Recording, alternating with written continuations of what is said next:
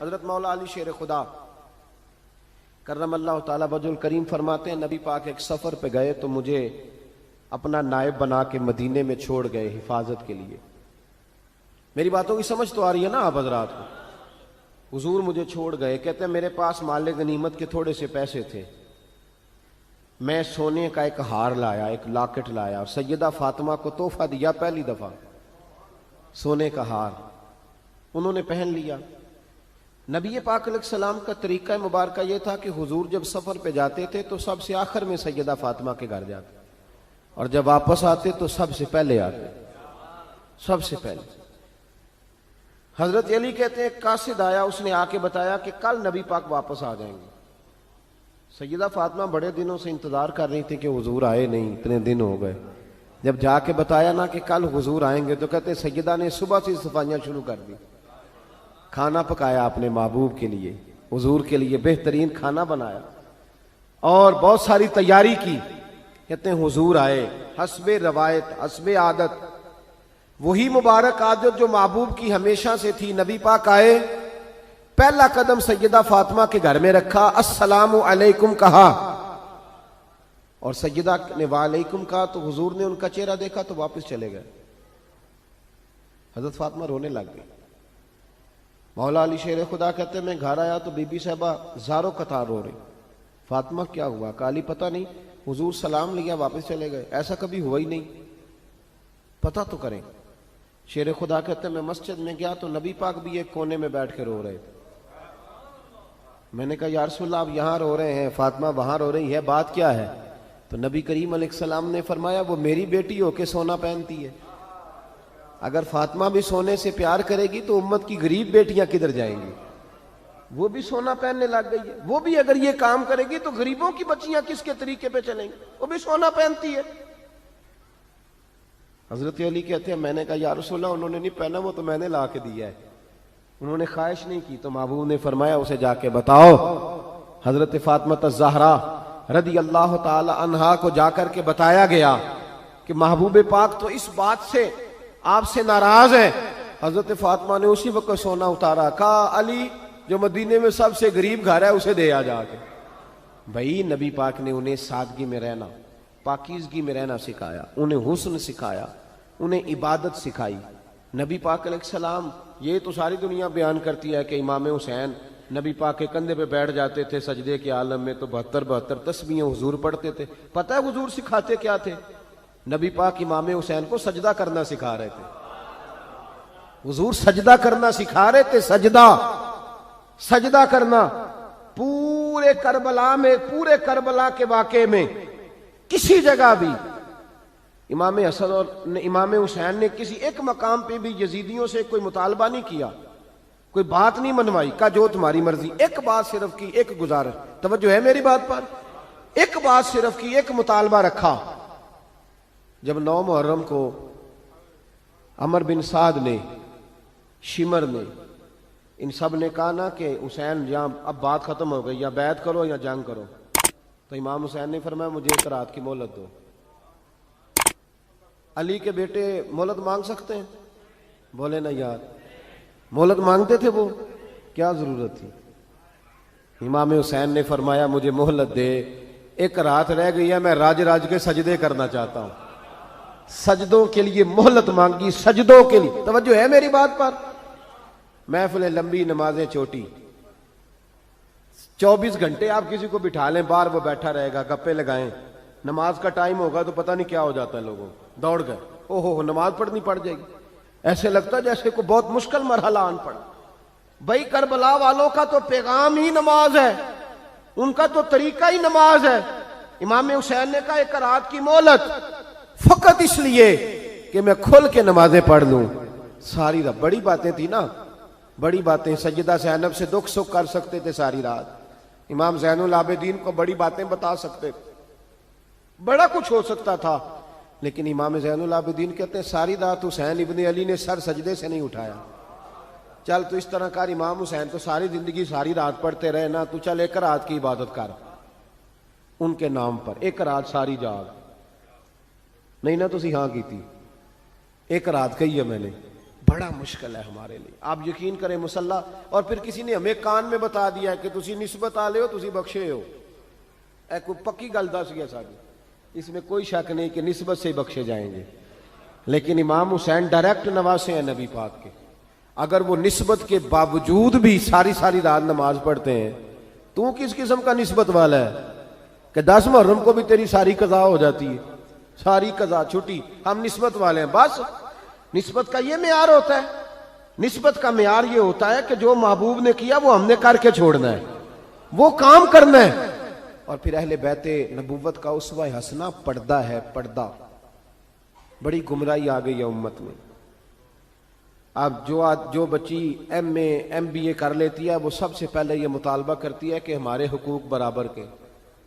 اسلام نے عورت کو برابر کے حقوق نہیں دیے، عزت والے حقوق دیے. کون سے حقوق دیے بولیے؟ میں ایک یونیورسٹی میں تھا تو ایک بچی نے پیغام دیا، کہنے لگی جی، بچیاں بھی تھی پردے میں بیٹھی ہوئی، لیکچر یونیورسٹی میں ہو رہا تھا، تو اس نے کہا جی عورت کا تو گھر ہی کوئی نہیں ہوتا، عورت کا تو گھر ہی کوئی نہیں، تو ہم کدھر جائیں؟ میں نے کہا چلیں ادیبانہ انداز میں یہ بات درست ہے لیکن حکیمانہ انداز میں درست نہیں. عورت کی تو اللہ تعالیٰ نے ذمہ داری بڑی شاندار رکھی ہے. جب تک باپ جوان ہوتا ہے نا، توجہ ہے میری بات پر، جب تک باپ جوان ہوتا ہے تو بیٹی اس کے گھر رہتی ہے، اور جب بچی جوان ہوتی ہے، ابا تھوڑا بوڑھے ہونے لگتا ہے نا، تو اللہ تعالیٰ خامند کی ڈیوٹی لگا دیتا ہے عورت پر. اور جب خامند تھوڑا بوڑھا ہونے لگ جاتا ہے تو بچے جوان ہو جاتے ہیں. تو میں نے کہا بی بی تو سمجھی نہیں، تو کہتی ہے میرا گھر کوئی نہیں.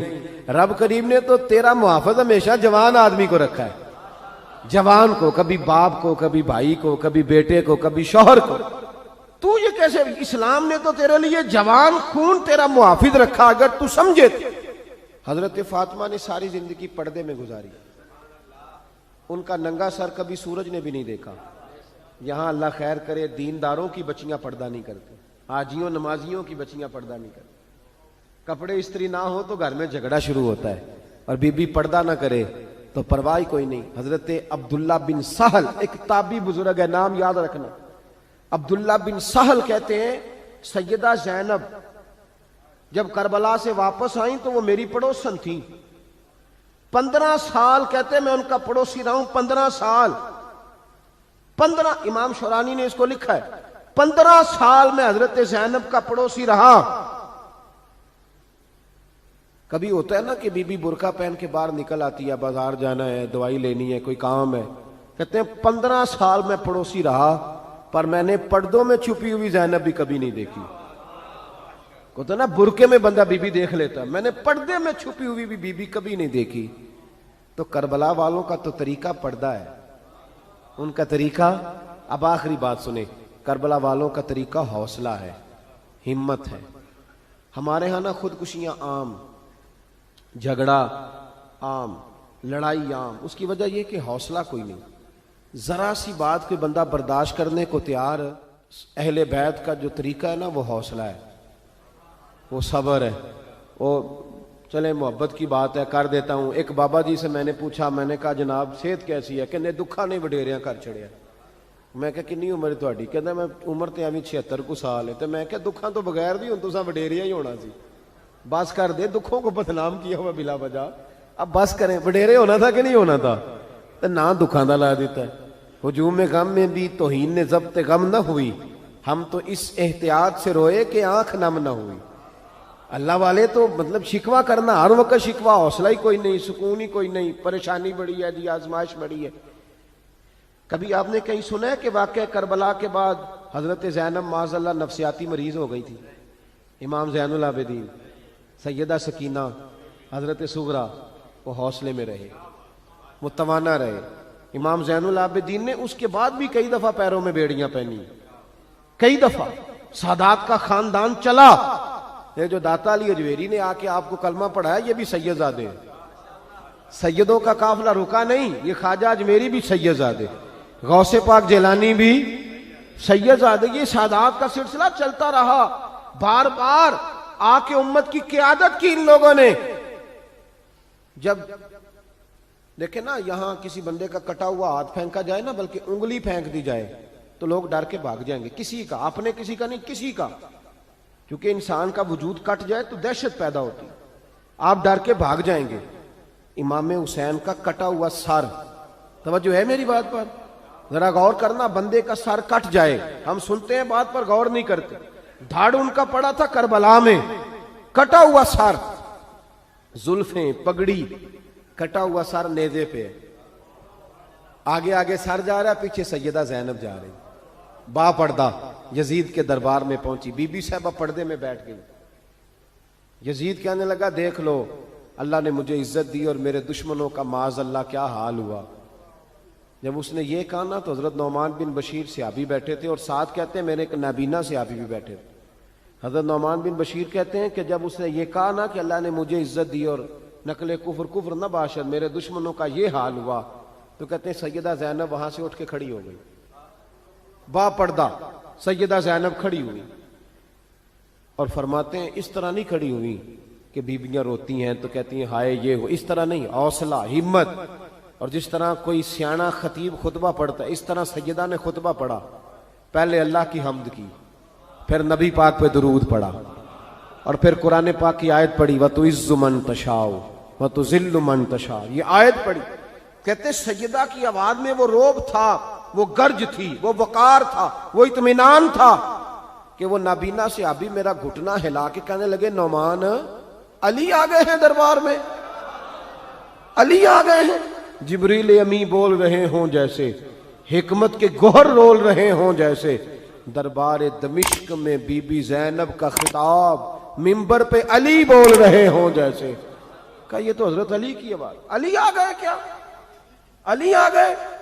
سیدہ زینب فرمانے لگی یزید تیری حکومت ہے تو تو کہتا ہے کہ اللہ نے تجھے عزت دی، ذرا وقت بدلنے دے، ذکر تیرا بھی ہوگا پر تجھ پر لوگ لعنت برسائیں گے، اور جب میرے حسین کا ذکر ہوگا تو خطیب جمعے کے خطبے میں ذکر کیا کریں گے، خطبوں میں میرے نام۔ بھائی حوصلہ پیدا کرے زندگی میں، ہمارے اندر حوصلہ نہیں رہا، حوصلہ نہیں، توانائی نہیں، ذرا ذرا سی بات پہ ہم بگڑتے ہیں، ناراض ہوتے ہیں، اپنی طبیعتوں کو اکٹھا کریں۔ پہلا سبق یہ عرض کیا ہے کہ اہل بیت سے پیار کریں، بحث چھوڑ دیں، صحابہ سے پیار کریں اور بحث، نبی پاک کا میلاد منائیں اور بحث کرنی چھوڑ دیں۔ اور دوسری بات یہ کہ اہل بیت کا طریقہ فقر و فاقہ ہے، ان کا طریقہ سخاوت ہے، ان کا طریقہ پردہ ہے، ان کا طریقہ عبادت ہے، ان کا طریقہ حوصلہ ہے۔